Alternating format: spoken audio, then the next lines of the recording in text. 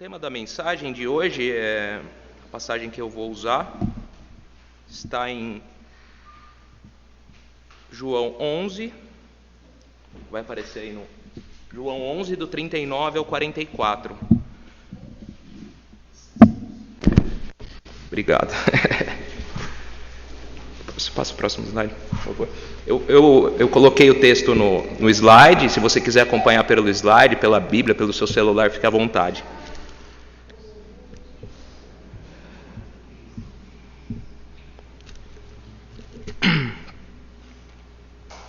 Então ordenou Jesus: tirai a pedra. Disse-lhe Marta, irmã do morto: Senhor, já cheira mal, porque já é de 4 dias. Respondeu-lhe Jesus: não te disse que, se creres, verás a glória de Deus? Tiraram então a pedra. E Jesus, levantando os olhos para o céu, disse: Pai, graças te dou porque me ouviste. Aliás, eu sabia que sempre me ouves, mas assim falei por causa da multidão presente, para que creiam que tu me enviaste. E tendo dito isto, clamou em alta voz: Lázaro, vem para fora. Saiu aquele que estivera morto, tendo os pés e as mãos ligadas com ataduras, e o rosto envolto num lenço. Então lhe ordenou Jesus: desatai-o e deixai-o ir. Eu fico pensando sobre milagres, e a teologia que nós aprendemos e que nós ensinamos, ela nos ensina que os milagres por imposição foram cessados. Então é um tema complexo de você trazer ele para agora. Você imaginar alguém que estava aleijado e voltou a andar. Alguém que era cego voltou a enxergar. Um mudo que volta a falar. Ele era São Paulino e virou corintiano. Então é difícil você imaginar esses milagres acontecendo, mas é possível, né? E agora imagine alguém que estava morto e ressuscitou. E coloque ele aqui nesse banco. Traga ele pro agora. Eu imagino ele sentado ali. As pessoas fazendo perguntas, especulando sobre o que aconteceu. Eu imagino uma entrevista com Lázaro. É verdade que o senhor é um ex-defunto? Sim. Mas como foi a sua morte? Bom, eu estava muito doente. E meu coração estava fraco, minha vista estava fraca. O médico tinha ido até mim e eu estava desenganado. E de repente eu fui ficando mais fraco até o ponto que eu morri. Bom, seu Lázaro, agora me diga como foi a ressurreição. Como eu disse, eu estava muito fraco e depois que eu morri eu já não me lembro mais de nada. Mas, no entanto, eu ouvi uma voz: Lázaro, vem para fora. Depois da minha morte, a primeira coisa que eu ouvi foi isso. E de repente eu senti que o meu coração voltou a bater, o sangue voltou a correr nas minhas veias, eu comecei a recuperar minhas forças, e a hora que eu ouvi essa voz, eu tive que ir ao encontro dela. E a hora que eu saí, quem estava ali era Jesus, o meu amigo Jesus. E eu olhei para trás e eu vi que realmente era uma sepultura. É muito difícil da gente trazer isso pro agora, não é verdade? Você deixar isso aqui, mentalizar isso pro agora. Em maio de 2014, eu tive um convite da minha cunhada para ir jantar na casa dela. E quando a gente recebe convite de cunhado, e de cunhada, você tem que ir, porque geralmente você recebe mais visitas do que convite, na verdade. Então eu aceitei e fui. Aí, a hora que eu cheguei lá, ela tinha chamado mais um casal, e que eu conhecia pouco, eu tinha ido no casamento deles, mas eu os conhecia pouco, a Monique conhecia eles mais e tudo mais. E eles tinham um filho, o nome dele era Rafael. Pode passar, por favor, o próximo slide? Esse carinha aí, ó. Esse cara aí é o Rafael. E nesse dia, ele estava um pouquinho enjoadinho. A mãe dele achou que era uma dor de dente e tudo mais, o dentinho que estava nascendo. A gente conversou bastante, se conhecemos e ficamos ali. Como uma boa mãe, ela não confiou no diagnóstico dela. Naquela semana ela levou o Rafael no médico. E quando ela chegou no médico, o doutor falou para ela que se ela não tivesse levado aquele menino naquele dia, provavelmente ela iria perdê-lo. Ele estava com um câncer raríssimo na cabeça, que a chance de acontecer é mínima. A partir disso aí começaram os tratamentos. Quimioterapia, a radioterapia acho que ele não pôde fazer pelo tamanho dele. Tratamentos, remédios, indas e vindas do doutor. E de repente veio a notícia que ele ia ter que passar por uma cirurgia, o Rafael. Era uma cirurgia muito delicada. Naquele momento que nós ficamos sabendo, eu e a Monique, que ele ia passar por cirurgia, eu liguei para o pai e falei: olha, Anderson, eu abençoo vocês, que essa cirurgia dê tudo bem, o Rafael vai sair bem disso aí. Ele passou pela cirurgia. E foi tudo bem.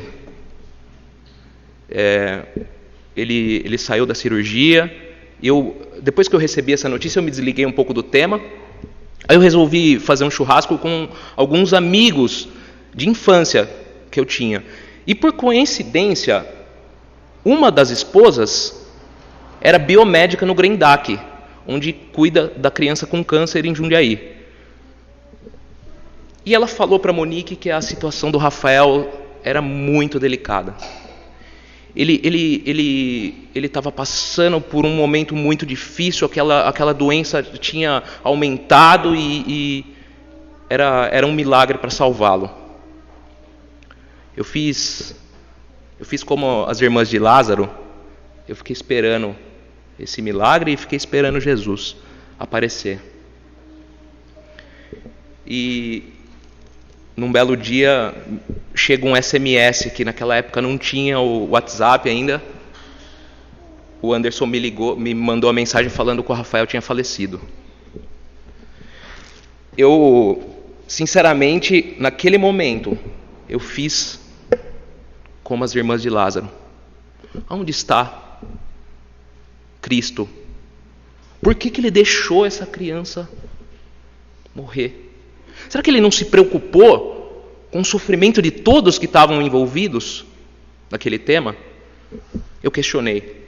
E junto com Rafael, eu morri espiritualmente. A gente estava passando por um momento delicado na igreja de Jundiaí, e juntou com essa situação e espiritualmente eu morri. Bom,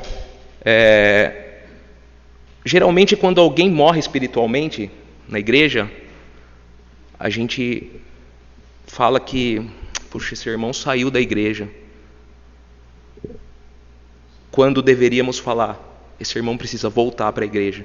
Teve uma pessoa que acreditou em mim e falou que eu deveria voltar para a igreja e ficou insistindo. A gente ficava trocando mensagens ali durante madrugadas. Ele sabe que eu estou falando dele nesse momento, e ele acreditou e eu estou aqui hoje.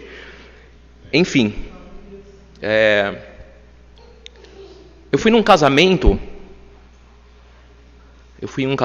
e eu encontrei o pai do Rafael lá no casamento. Eu não tinha o que falar para ele. Eu olhei para a cara dele, fazia pouco tempo que o Rafael tinha falecido.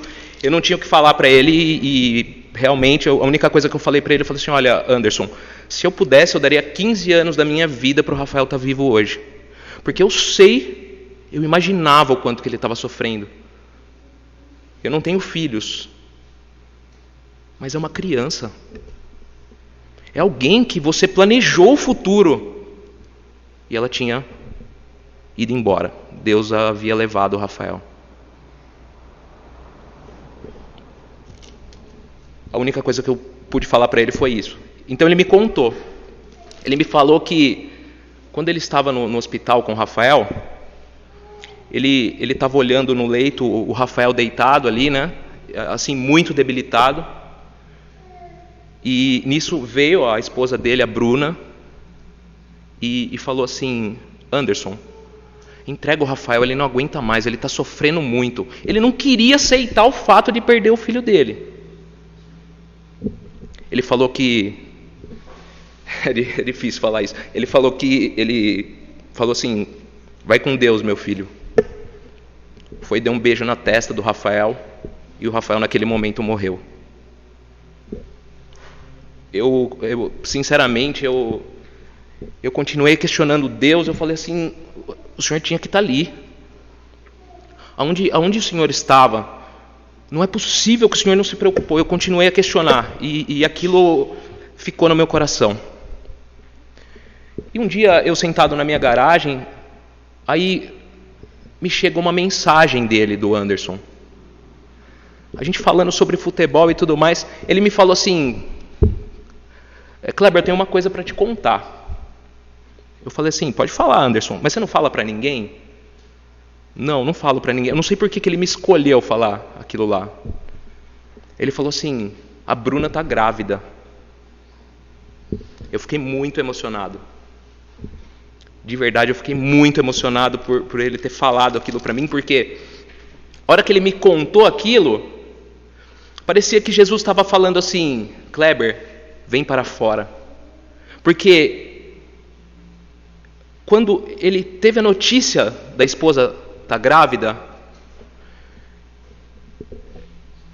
Jesus não ressuscitou Rafael. Ele não fez como fez com Lázaro, mas ele ressuscitou os pais do Rafael com aquela gravidez. Ele devolveu a vida dos pais. E ele devolveu a minha fé. Porque parecia que quando ele me deu aquela notícia, ele falou assim: Kleber, eu sei de todas as coisas. Tudo é no meu tempo. Todas as coisas me pertencem. Eu não tiro a vida de ninguém. Eu não chego atrasado. Eu não erro. Parecia que Jesus tinha me falado isso quando o Anderson me mandou aquilo. E você pode passar o próximo slide, por favor?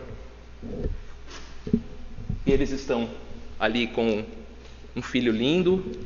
Eles foram na minha casa ontem. Nós passamos um tempo juntos. E foi maravilhoso.